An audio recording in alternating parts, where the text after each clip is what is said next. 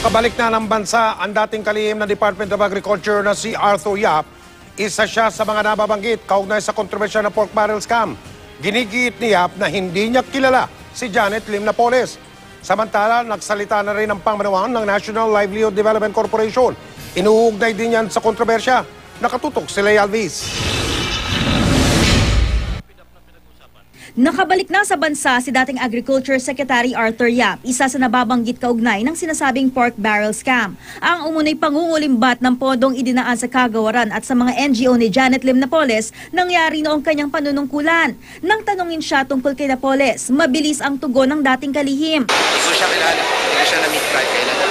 Nababanggit din sa 10 billion peso pork barrel scam ang National Livelihood Development Corporation o NLDC. Piniling manahimik noon ang presidente nitong si Gondelina Amata. Nakikipagtulungan naman daw kasi sila sa investigasyon ng NBI at nagsumite pa ng bulto-bultong dokumento bilang ebidensya. Kaya nagulat daw si Amata na pati siya pinakakasuhan.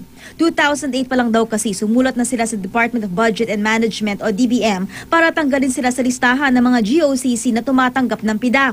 Pero hindi raw sila pinagbigyan. Among the 38 respondents in the plunder case filed by the Department of Justice last September 16, I may be the only one who requested for the delisting of the National Livelihood Development Corporation from being one of the implementing agencies of PDAF Livelihood CIDSS. Pinapapirma na lang daw nila ang mga mambabata sa isang Memorandum of Agreement para garantiyahan na lehitimo ang mga inirerekomenda nilang mga NGO. Kung wala ang PDAF, ang ganda ng performance ng NLDC.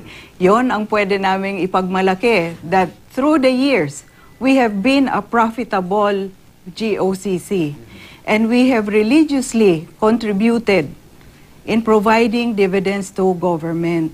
Mariinding itinanggi ni Amata ang paratang na may kickback sila sa PDAF na dumadaan sa kanila. At para patunayan ito, I am waiving my legal rights under the bank secrecy law and any appropriate person can inspect my bank accounts at any time that they may wish to do so.